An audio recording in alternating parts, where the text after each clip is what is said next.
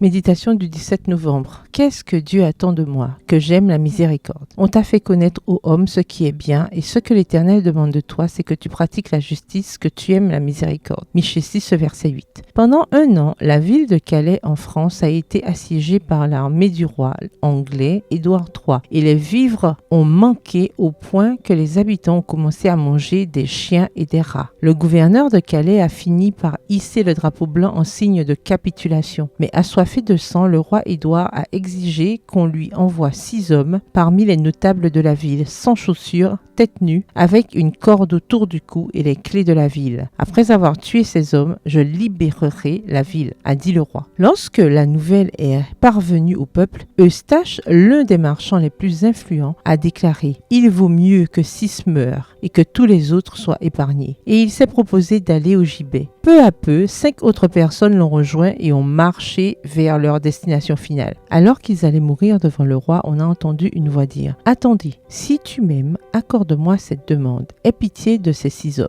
C'était la requête miséricordieuse de Philippa, qui n'était autre que la reine consort, épouse d'Édouard III. Sa demande a été exaucée et, emmenant ces hommes sous les tentes, elle leur a donné de la nourriture, de nouveaux vêtements et de nombreux cadeaux, puis elle les a renvoyés avec assez de provisions pour les habitants affamés de Calais. Histoire tirée de Persigue tus sueños más allá de los obstáculos. Poursuivre ses rêves au-delà des obstacles, écrit par Dorothy Watts. Faire preuve de miséricorde est une chose que nous ne pouvons faire qu'en ayant appris à imiter Jésus. Nous agissons souvent comme le roi Édouard en coupant la tête et en publiant les fautes de ceux qui, selon nous, ont mal agi. Et s'il est vrai que toute mauvaise action a des conséquences, nous prenons souvent sur nous d'appliquer une sanction qui ne nous appartient pas. Ce n'est pas chrétien. Jésus a fait preuve de miséricorde envers la femme prise en flagrant délit d'adultère. Il a fait preuve de miséricorde envers Pierre et aujourd'hui, il veut que vous et moi soyons miséricordieuses. Si vous avez le pouvoir d'exercer votre miséricorde, faites-le comme l'a fait la reine consort d'Angleterre. Demandons au Seigneur de nous aider à faire usage de la miséricorde et à fournir aux hommes la nourriture physique et émotionnelle qui lui fait tant défaut. PS, heureuse de faire miséricorde. Bonne journée, que l'Éternel vous bénisse.